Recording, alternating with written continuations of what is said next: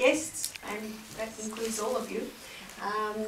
I'm really honoured to be here on a day like this to celebrate with you what we've achieved already for women in 2012.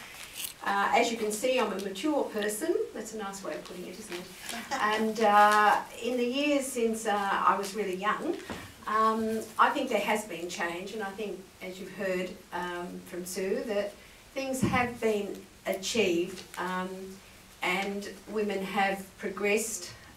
Discrimination is not as bad as it was for women, and also for Indigenous people, two areas which I've seen move onwards. But I think for the younger members here, I think an important point I want to make is what you don't realise when you're young is that most of the time you are committing equal crimes of discrimination and so on that you're aware of. People do things through ignorance, and it's only when the next generation comes to you and says, how could that happen, how could you allow that, that you are really aware of what indignities have been visited.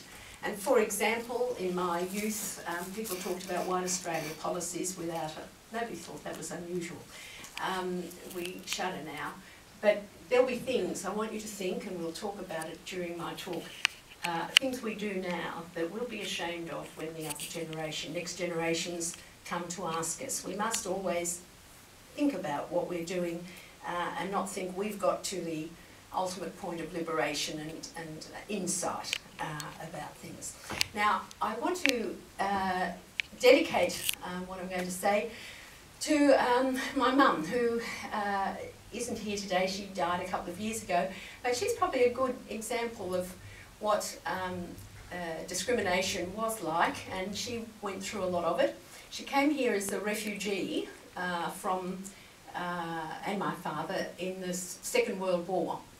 And she was forced to repeat her medical degree. We don't take anyone from other countries, they have to redo their medical degree. And when she arrived on the first day of the medical course in Brisbane, the boys sent her to Coventry because she was a girl. And she knew where Coventry was, but she, as a city, she didn't understand why they were doing it to her.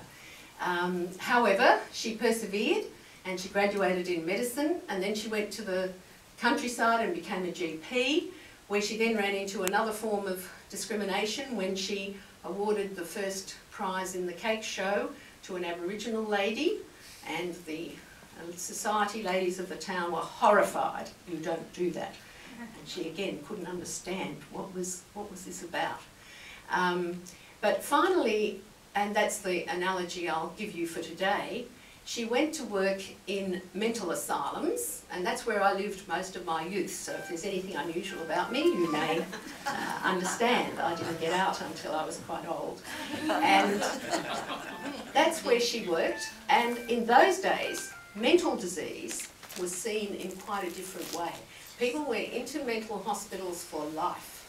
And people, we had no treatments. There were no treatments then. And people did not see their families virtually again, and they were put to bed, kept in bed.